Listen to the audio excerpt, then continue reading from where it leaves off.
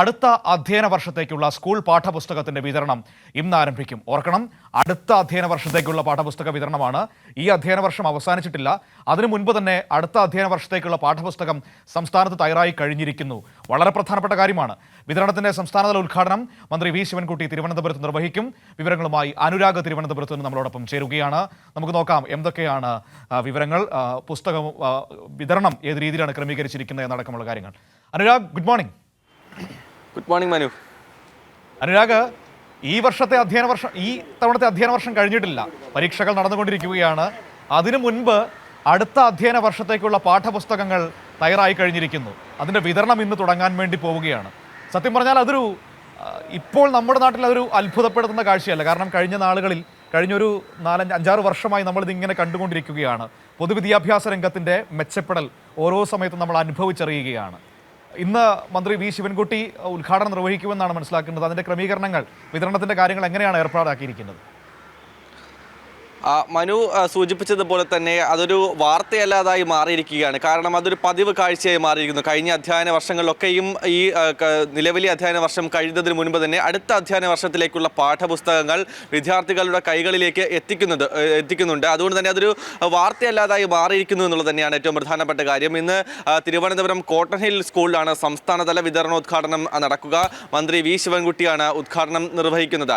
നമുക്ക് അറിയാം, മനുവിൻ്റെയൊക്കെ കുട്ടിക്കാലത്ത് നമ്മൾ നോക്കിയാൽ മനസ്സിലാകും, നമ്മളൊക്കെ പഠിക്കുന്ന ആ കാലഘട്ടത്തിൽ ഈ അവധി സമയത്ത് ഏറ്റവും പ്രധാനമായും നമ്മൾ പുസ്തകം ഒപ്പിച്ചെടുക്കാനുള്ള ഒരു ഓട്ടത്തിലായിരിക്കും.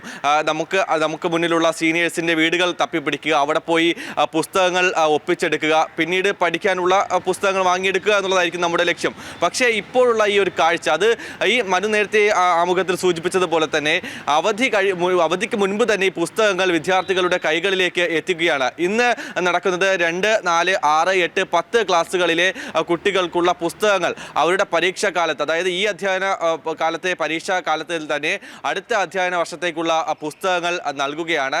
അതിനൊപ്പം തന്നെ ഇതിനു പുറമേയുള്ള ക്ലാസ്സുകളിലെ പുസ്തകങ്ങൾ അത് മെയ് മാസത്തോടു കൂടി തന്നെ നൽകുമെന്നുള്ള കാര്യമാണ് മന്ത്രി വി ശിവൻകുട്ടി നൽകിയിരിക്കുന്ന ഉറപ്പ്. അതനുസരിച്ച് എന്തായാലും അതിൻ്റെ നടപടിക്രമങ്ങൾ പൂർത്തിയായിട്ടുണ്ട്. ആ പുസ്തകങ്ങൾ അവരിലേക്ക് എത്തിക്കുകയും ചെയ്യും. ഏറ്റവും പ്രധാനമായും പാഠ്യപദ്ധതി പരിഷ്കരണവുമായി ബന്ധപ്പെട്ട് പ്രധാനപ്പെട്ട വിഷയങ്ങൾ തന്നെയാണ് ഉൾപ്പെടുത്തിയിരിക്കുന്നത്. അതിൽ ഏറ്റവും പ്രധാനമായി എടുത്തു പറയേണ്ടത് രാജ്യത്തിൻ്റെ ഭരണഘടന ആമുഖമായി തന്നെ അതിൽ ഉൾപ്പെടുത്തിയിട്ടുണ്ട് എന്നുള്ളതാണ്. അതിനൊപ്പം തന്നെ കായിക രംഗം, മാലിന്യ പ്രശ്നം, ശുചിത്വം, പൗരബോധം, തുല്യനീതി മുൻനിർത്തിയുള്ള ലിംഗ അവബോധം, ഹൈക്കോടതി അടക്കം നിർദ്ദേശം വച്ച പ്രകാരമുള്ള പോക്സോ നിയമം, അതടക്കമുള്ള കാര്യങ്ങൾ ഈ പുസ്തകങ്ങളിൽ ഉൾപ്പെടുത്തിയിട്ടുണ്ട് എന്നുള്ളതാണ്. അതുകൊണ്ട് തന്നെ വിദ്യാർത്ഥികൾക്ക് ഇതനുസരിച്ചുള്ള കൂടുതൽ അറിവ് ഇതുമായി ബന്ധപ്പെട്ട് ഈ വിഷയങ്ങൾ മുൻനിർത്തിയുള്ള അറിവ് നേടാൻ കഴിയും. അതിനൊപ്പം തന്നെ ഈ പുസ്തകങ്ങൾ നേരത്തെ ലഭിക്കുന്നതിനൊപ്പം ഈ അവധി കാലഘട്ടങ്ങളിൽ തന്നെ അവർക്ക് അടുത്ത വർഷം പഠിക്കുന്നതിനുള്ള ഒരു തയ്യാറെടുപ്പ്, അത് എന്തായാലും അതിനുള്ള ഒരു ഒരുക്കമാണ്.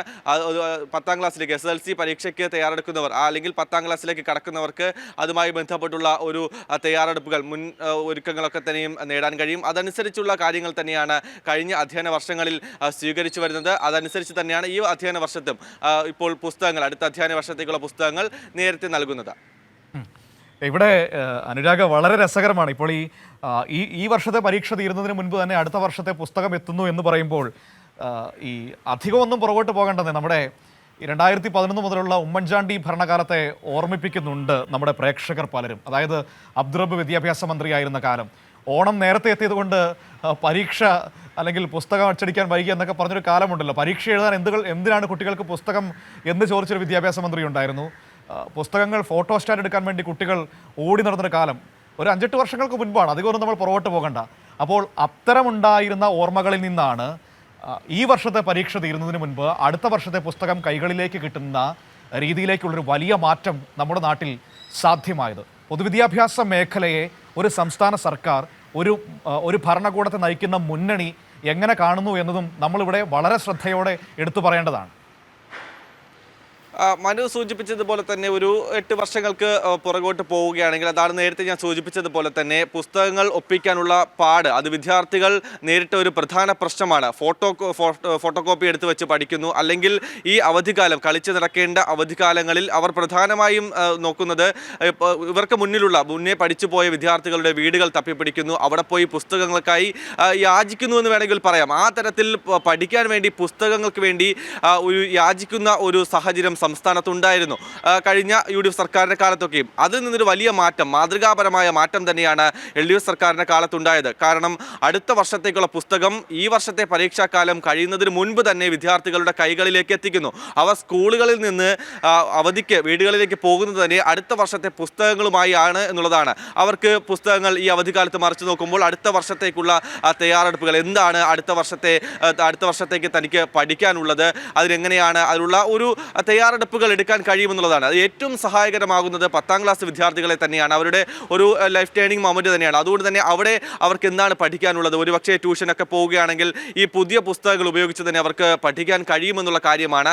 അങ്ങനെയുള്ള ഒരു കാലത്തിൽ നിന്നാണ്, അല്ലെങ്കിൽ പുസ്തകങ്ങൾക്ക് വേണ്ടി യാചിച്ചിരുന്ന ഒരു കാലത്തിൽ നിന്നാണ് ഇപ്പോൾ പുസ്തകങ്ങൾ ഈ വർഷത്തിൽ തന്നെ, അടുത്ത വർഷത്തേക്കുള്ള പുസ്തകങ്ങൾ ഈ വർഷം തന്നെ ലഭിക്കുന്ന, പഠിക്കാൻ കഴിയുന്ന, എല്ലാവരുടെ മുന്നിലും ഉയർന്നു തന്നെ നിൽക്കാൻ കഴിയുന്ന ഒരു സാഹചര്യത്തിലേക്ക് ഈ ഒരു മുന്നണി എത്തിച്ചിരിക്കുന്നത്. എന്തായാലും വിദ്യാഭ്യാസ വകുപ്പ് ഒരു മാതൃകാപരമായ രീതിയിൽ തന്നെയാണ് പ്രവർത്തിച്ചു കൊണ്ടിരിക്കുന്നത്. കഴിഞ്ഞ അധ്യയന വർഷങ്ങളിലൊക്കെയും ആ ഒരു പ്രവർത്തനം നമ്മൾ കണ്ടതാണ്. അതുകൊണ്ട് തന്നെ ഇന്ന് ദേശാഭിമാനിയിൽ വിദ്യാഭ്യാസ മന്ത്രി വി ശിവൻകുട്ടി എഴുതിയിട്ടുണ്ട്. അതിൽ ഏറ്റവും പ്രധാനപ്പെട്ട ഒരു വാചകമാണ് ഞാൻ തുടക്കത്തിൽ പറഞ്ഞത്. ഇത് ഈ അധ്യയന വർഷത്തിൽ അല്ലെങ്കിൽ അടുത്ത വർഷത്തേക്കുള്ള പുസ്തകം ഈ വർഷം നൽകുന്നത് ഒരു വാർത്തയെ അല്ലാതായി മാറി. കാരണം അതിന് കഴിഞ്ഞ കാലങ്ങളിലൊക്കെയും എല്ലാവരും കണ്ടുവരുന്ന ഒരു കാര്യമാണ്. അതുകൊണ്ട് തന്നെ അതൊരു പ്രത്യേകം എടുത്തു പറയേണ്ട ഒരു കാര്യമല്ല. ഈ വർഷം തന്നെ എന്തായാലും പുസ്തകം കിട്ടും. അടുത്ത വർഷത്തേക്കുള്ള പുസ്തകം ഈ വർഷം തന്നെ കിട്ടുമെന്ന കാര്യം എല്ലാവർക്കും ഉറപ്പുള്ള കാര്യമാണ്, എല്ലാവർക്കും അറിയാവുന്ന കാര്യമാണ്. പുതുമയുള്ള കാര്യമല്ലാതായി മാറി. അതുകൊണ്ട് തന്നെ അതൊരു വാർത്താ പ്രാധാന്യമുള്ള കാര്യമല്ലാതായി മാറി. പക്ഷേ അത് സൂചിപ്പിക്കാതെ പോകാൻ കഴിയില്ല. അതാണ് നേരത്തെ പറഞ്ഞതുപോലെ 8 വർഷങ്ങൾക്ക് മുമ്പുള്ള ഒരു കാലം, അത് എന്തായാലും അതിൽ നിന്ന് വലിയൊരു മാറ്റം തന്നെയാണ്. മാതൃകാപരമായ അഭിനന്ദനാർഹമായ ഒരു കാലം തന്നെയാണ് ഇപ്പോൾ ഉണ്ടായിക്കൊണ്ടിരിക്കുന്നത്. അതുകൊണ്ട് തന്നെ അത് സൂചിപ്പിക്കാതെ പോകാൻ കഴിയില്ല. എന്തായാലും ഇപ്പോൾ ഇന്ന് 2, 4, 6, 8, 10 ക്ലാസ്സുകളിലെ വിദ്യാർത്ഥികൾക്ക് പുസ്തകം ലഭിക്കും.